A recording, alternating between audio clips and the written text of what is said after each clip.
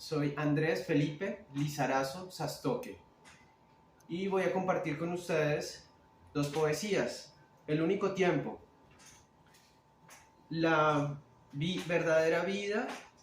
¿Sabes acerca de vivir? Vamos a los libros a ver qué sabes, o al agua de la fuente que fresca corre en el jardín. La verdadera vida, toda aquella alegría y lenguajes que llaman a la originalidad, seguro te esperan en tu nuevo viaje, dándote motivos para despertar. La verdadera vida, discutir aquellas cosas importantes, el tiempo que coincides con tus amigos, es bueno tenerla en cuenta, como las ilusiones. La verdadera vida, y no la que aparenta, tiene su juego púrpura y salones para correr dispuestos a hacer ecos.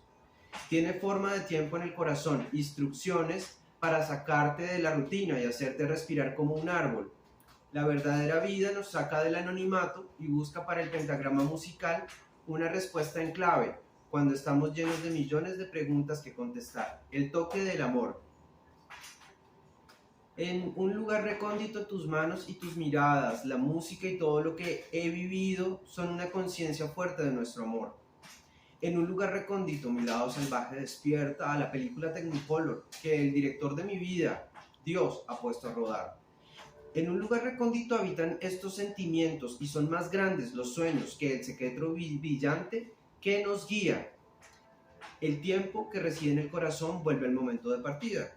Siempre se encuentra en nuestras almas, con la energía original y ecovital. El mar ha dibujado un gran sol universal. El espíritu nos mueve con su color.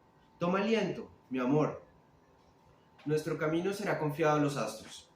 Tu amor, bella locura que trasciende los misterios, ha sido hecho para dominar el miedo y la oscuridad. Cuánto te amo. Es el aire de fresas y todo lo conocido por la música. Tu cuerpo, de flor, duerme en el jardín, más allá de las tormentas.